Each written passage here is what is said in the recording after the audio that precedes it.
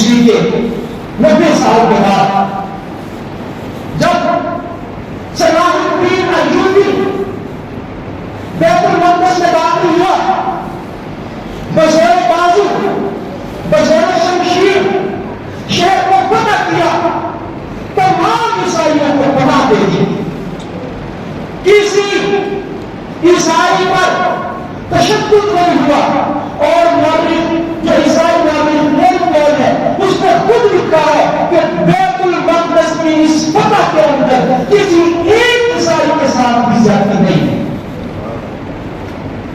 عام شریعت کی بات کر رہا تو یہ وہ فرق تھا جو کافروں کے اندر اور مسلمانوں کے اندر تھا۔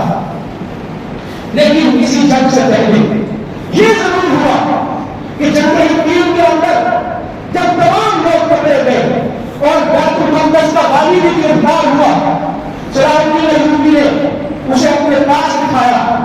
بادشاہوں کا احترام کرتے ہیں، جنگوں کے اندر بھی اسے اپنے پاس بٹھایا، تمام شہزادوں کو جگہ دی۔ صرف ایک بدبخت ایسا تھا جس کو صلاح الدین ایوبی نے دیکھنے کی گوارا نہیں کیا، شہزادہ الیاس اس کا نام تھا۔ اس نے ایک موقع پر یہ کیا تھا کہ حاجیوں کو جو کاٹتا تھا بیت المقدس سے جا رہا تھا، حرم کی طرف اس پر حملہ کیا۔ جب مسلمان خواتین نے آہ پکار کی، اللہ کو پکارا، انہیں اللہ اور اس کے رسول کے واسطے لیے، تو اس وقت اس بدبخت نے کہا تھا کہ تمام تمہیں اپنے محمد کو وہ آئے تمہاری مدد کرے، کہاں ہے تمہارے محمد، کیوں تمہاری مدد کے لیے نہیں آئے؟ صلاح الدین ایوبی تک یہ بات پہنچی کہ یہ واقعہ ہوا ہے۔ صلاح الدین نے قسم کھائی تھی کہ میں اسے اپنے ہاتھ سے مدد کروں گا۔ پھر وہ وقت آیا، بتین کی جنگ کے بعد شہزادہ الیاس کو پیش کیا گیا۔ صلاح الدین ایوبی نے اس کے سامنے اسلام کو رکھا کہ اسلام قبول کر لو، اس نے اسلام قبول کرنے سے انکار کیا۔ صلاح الدین ایوبی نے کہا کہ تمہیں وہ تھے جس نے کہا تھا کہ محمد کہاں ہے، وہ کیوں تمہاری مدد کے لیے نہیں آتے؟ نہ میں محمد کا غلام آیا ہوں، یہ کہہ کر شکر کرتا ہوں۔ تو یہ جو عرصہ تھا 88 سال کا، اس میں صرف بیت المقدس عیسائیوں کے تسلط میں رہا، اسلام کے آنے کے بعد سے اب تک۔ اور یہودی جن کا آج قبضہ ہے، ان کا کبھی تسلط رہا ہی نہیں۔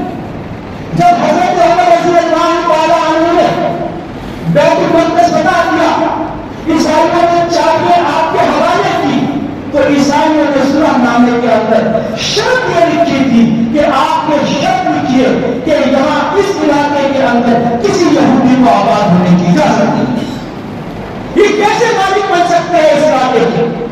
تاریخ عالم میں کبھی یہاں ان کا پسند نہیں رہا، ان کا کوئی تعلق نہیں ہے۔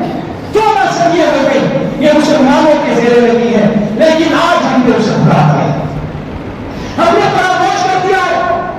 1948 سے لے کر آج تک جب سے اسرائیل کی ناجائز بنیاد رکھی گئی فلسطین کے دل کے اندر، جسے قائد اعظم مرحوم نے یہ کہا تھا کہ یہ اسرائیل فلسطین کے دل کے اندر ایک خنجر کی طرح ہے، وہی ہوا کہ رکھتا رکھتا وہ پھیلتے چلے گئے، مسلمانوں کو نیست و نابود کرتے چلے گئے، لیکن مسلم امہ، مسلم دنیا، مسلمان یہ سوئے ہوئے ہیں، یہ نشے پی کر سوئے ہوئے ہیں، کسی کو فکر نہیں ہے، کسی کو غم نہیں ہے، کسی کو پریشانی نہیں ہے۔ یہ وہی قبلہ اول ہے جس کی طرف جناب رسول اللہ نے 17 ماہ منہ کر کے جس کی طرف نمازیں پڑھی ہے، یہ وہی قبلہ اول ہے جہاں سے آپ معراج کے لیے تشریف لے گئے ہیں، یہ وہی قبلہ